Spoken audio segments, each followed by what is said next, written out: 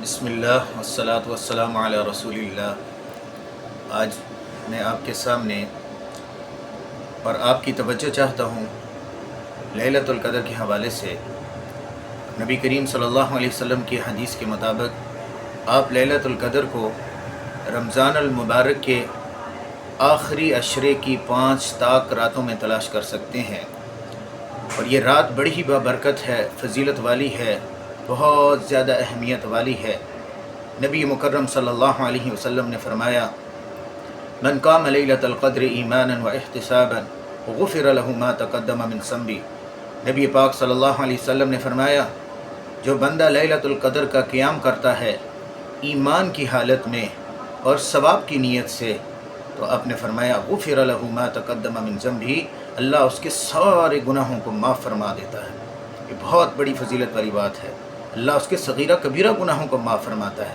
ظاہر ہے جو بندہ لیلۃ القدر میں قیام کرتا ہے، اللہ کے سامنے گڑ گڑاتا ہے، روتا ہے، عاجزی سے اپنے گناہوں کو پیش کرتا ہے، اپنے گناہوں کا اعتراف کرتا ہے، تمام چھوٹے بڑے گناہ اللہ کے حضور پیش کرتا ہے، جو اس کو یاد ہیں، جو اس کو نہیں یاد ہیں، وہ سارے گناہ اللہ کے سامنے پیش کرتا ہے، پھر اللہ فرماتا ہے احتسابا ایمانا و احتسابا، کہ ایمان کی حالت میں ثواب کی نیت سے یہ کام، یہ عمل کرتا ہے کہ رات کو اللہ کے سامنے گڑ گڑاتا ہے، پیش ہوتا ہے، تو نبی مکرم صلی اللہ علیہ وسلم نے فرمایا غفر له ما تقدم من ذنبہ، اللہ اس کے سارے سابقہ گناہوں کو معاف فرما دیتا ہے۔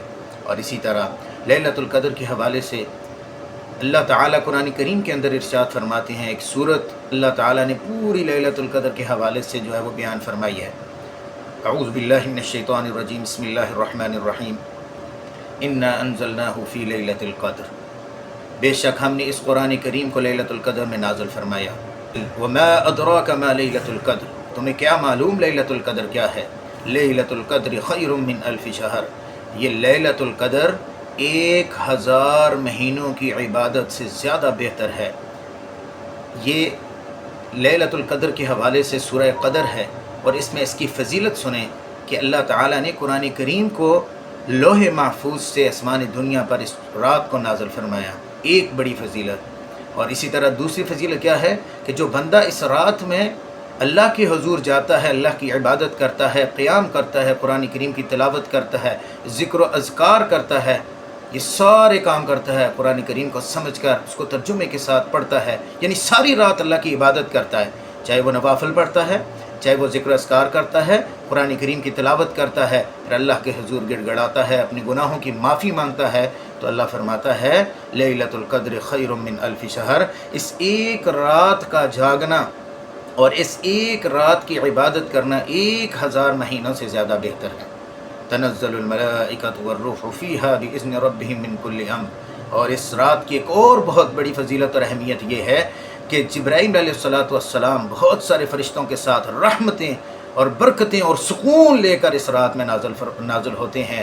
پھر اللہ نے فرمایا سلام ہی حتی مطلع الفجر، یہ سلامتی والی رات ہے یہاں تک کہ طلوع فجر ہو جائے۔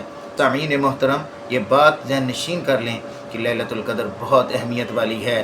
ہم خوش نصیب لوگوں میں ہیں، وہ خوش نصیب لوگ ہیں جن کو اللہ تعالیٰ رمضان المبارک عطا فرماتا ہے، اور رمضان المبارک میں بھی ان آخری عشرہ عطا فرماتا ہے، اور آخری عشرے میں آخری 5 طاق راتوں کی عبادت کرنے کی ہمت اور توفیق نصیب فرماتا ہے۔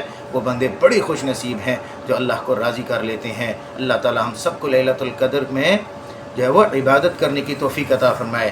امی عائشہ صدیقہ رضی اللہ تعالیٰ عنہ سے نبی کریم صلی اللہ علیہ وسلم سوال کرتی ہیں کہ اللہ کے حبیب، میں اگر اس رات کو پالوں تو میں کون سی دعا پڑھا کروں؟ تو رسول مکرم صلی اللہ علیہ وسلم نے فرمایا تو یہ دعا پڑھا کر، اللہم انک عفو تحب العفو فاعف عنی۔